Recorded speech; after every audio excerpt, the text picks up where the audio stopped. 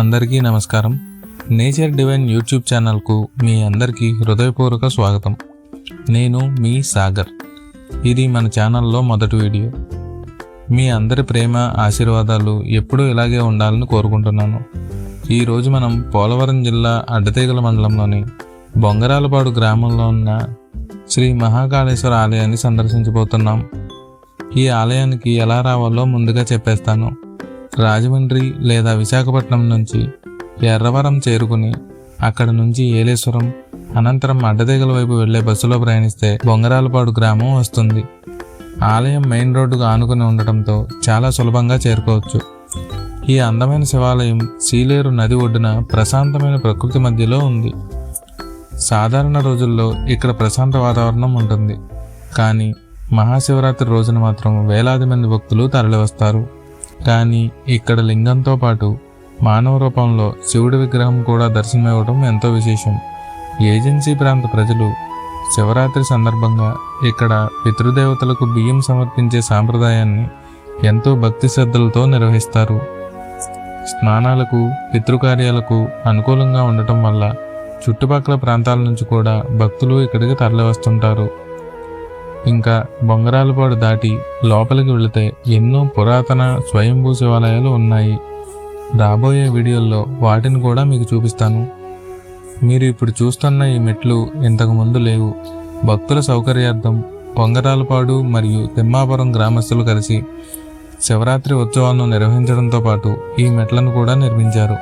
వారి సేవాభావానికి మనమందరం అభినందనలు తెలియజేద్దాం.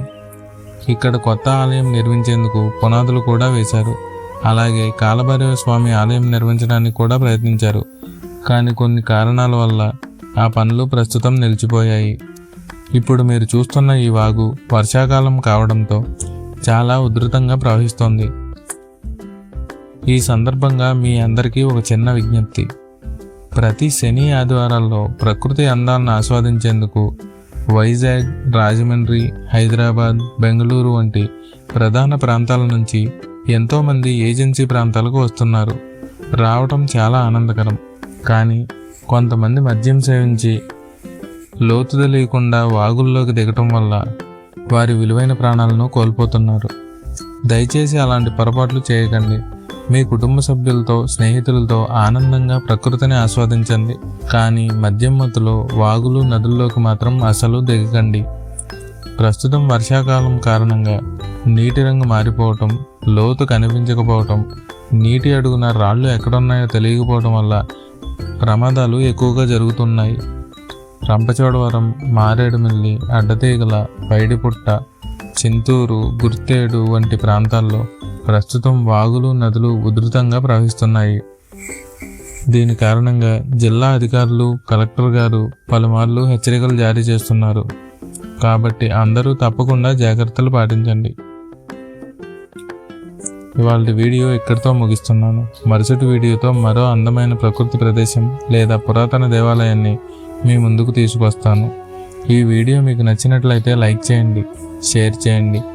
ఇంకా ఇలాంటి ప్రకృతి, ఆధ్యాత్మిక ప్రదేశాల వీడియోలు చూడాలనుకుంటే నేచర్ డివైన్ యూట్యూబ్ ఛానల్ను సబ్స్క్రైబ్ చేసి బెల్ ఐకాన్ను తప్పకుండా నొక్కండి. ధన్యవాదాలు. నేను మీ సాగర్. మళ్ళీ మరో వీడియోతో కలుద్దాం. నమస్కారం. హర హర మహాదేవ.